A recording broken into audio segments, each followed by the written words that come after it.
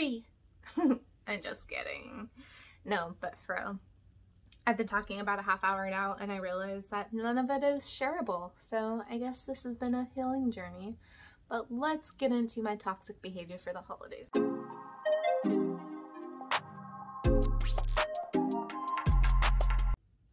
Hey there, welcome back to my channel. As you've seen, today's video is about my toxic behavior on the holidays. That was almost a hard pill to swallow. So originally this video was starting out as why I hate the holidays, and then I realized that it might be because of, not all of it obviously, but a lot of it is because of how I react to what is given to me on the holidays. So let me go ahead and give you a little recap, because I had been talking, like I mentioned, for the last like 30 minutes and none of it is shareable because I used people's names. I forgot. I don't know. But it was a great little healing experience for me, and then I had that epiphany, like bink, bink, bink. Yeah, it was a great epiphany that I might be having toxic behaviors that make me react in a way that is just equally as bad as the behaviors or the past traumas or intergenerational traumas that have caused the holidays to be non-enjoyable. But I'll maybe save that for Christmas, on the actual like deets or spilling the tea, as people say. It feels so weird. I don't think I've ever actually said that out loud. But anyways, so today is Thanksgiving. It is November 25th, Thursday, Thanksgiving 2021.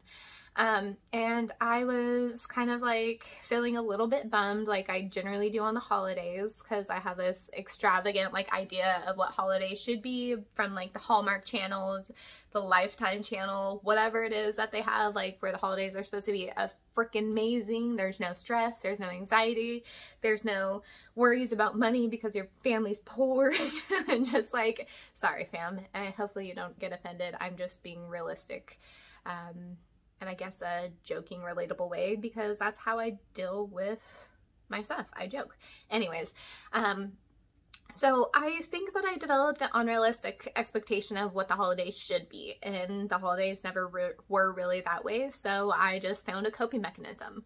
So growing up, they were very stressful, not enjoyable, and it was just like 40 minutes to an hour of great time versus 5-6 hours surrounding that great time with the family that was just very anxiety ridden. And I think the hour of good time was me eating. I'm sure that's probably why I have issues with binge eating now.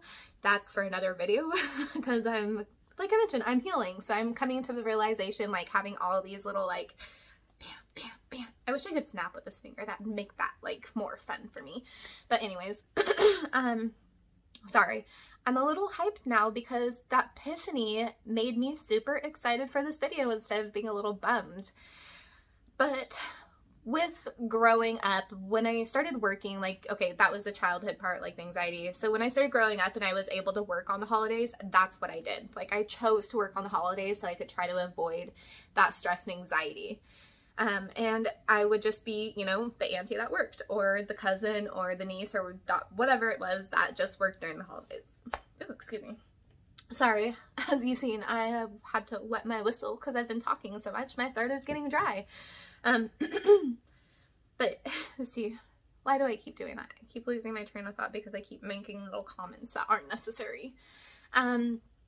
So I would work the whole entire time, and then once I started working in the dental field, and that was the only job I had, we had the holidays off, like Christmas and Thanksgiving. Like we would work on Christmas Eve and like the day before Thanksgiving or after Thanksgiving, but I had those holidays off. So I decided to try, sorry, my throat tickles really bad. Saddy. So I decided to try to enjoy the holidays the only way that I could comprehend how to, and I didn't realize it was a toxic behavior at the time and that it was a coping mechanism, but I started drinking to be able to soothe my anxieties about the holidays. And so every holidays I can think of for the last like 6 years, maybe, I would have drinks at. Whether it be Easter, whether it be a kid's birthday, if we were at a pizza place, I would get a drink because like I mentioned, I I felt like, and I know this is a enabling mentality, and of course I'm getting out of that, I felt like the alcohol would soothe my anxiety just a little bit, or tie it over enough to where I could be sociably interacting without having so much anxiety to where I'm like sitting in the corner like, oh my god, why am I here? Then people think that I'm being snotty and snooty and that I think that I'm better than them. Long story short, sorry fam if I offended you again. That was not my intention. But it's just this ever-ending cycle of like fear and anxiety of the holidays. And so as I became an adult and my unrealistic expectation of the holidays, like Thanksgiving and Christmas, they just kept getting worse and worse and worse. And over the last few years with some of my extended family, whom are, I guess, no longer family, I still care for them, still love their kids, and everything like that, we're not capable of having a good relationship. It's just toxic behavior. So we don't interact at all. And so the interactions that we had with them previously just kind of made me realize that the holidays even more so have this unrealistic expectation for, I'm assuming, other people too, and maybe they haven't had that epiphany just like I had like 10 minutes ago. I'm talking like I've had this epiphany forever, so I'm kind of excited, but I need to be realistic. It's only been like 10 minutes that I've had this epiphany, but it's kind of this shocking moment where I realize that it's how I react to the holidays. So, I mean, obviously I'm on my healing journey, so I'm still learning what steps I need to take and what I can do to make the situations better from this point on.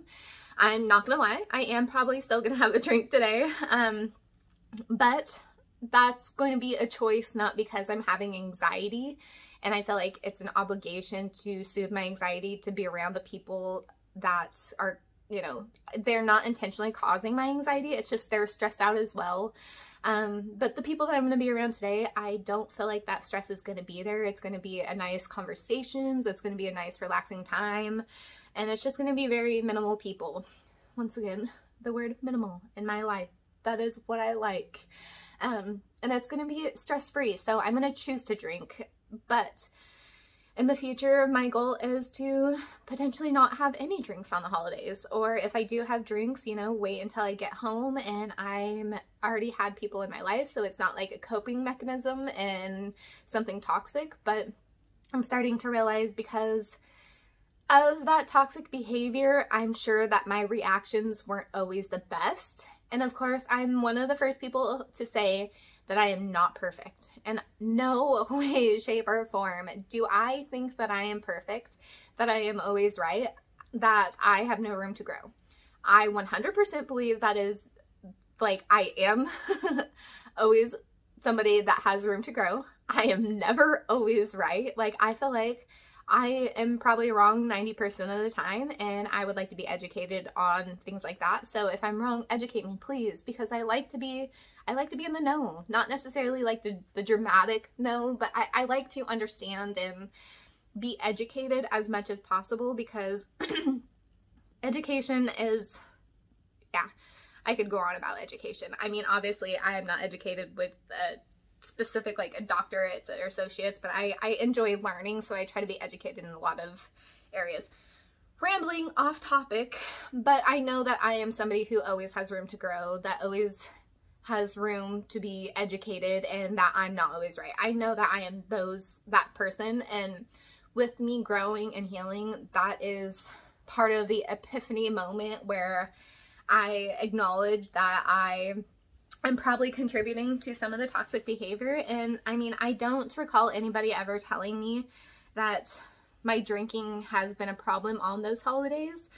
But I'm almost kind of hoping that, or wishing that somebody did in the past, because it would have been nice. Like, I think I've known this before, and Jimmy and I have talked about it a while ago, but it's just this epiphany moment that I'm like, okay, there's obviously something that is underlining, not that I'm just coping with dealing with those people, but there's something underlining why I hate holidays. So I was sitting here digging in it, and I was just talking and chatting. Like I mentioned, I'll probably share this during Christmas, but I'm just realizing that it's probably the toxic behaviors that I learned and that I need to unlearn the intergenerational trauma and those toxic behaviors that I've learned, and just what I know. Like, I'm not saying that what I know is completely wrong, but I'm saying that I have a lot of room to grow, and I'm hoping that by the time I don't even know by what time. I just hope I always grow and I heal, because I'm tired of having holidays where I don't enjoy them. I would like to have holidays where I do enjoy them, or be around people that I do enjoy and that it's not anxiety ridden, or yeah.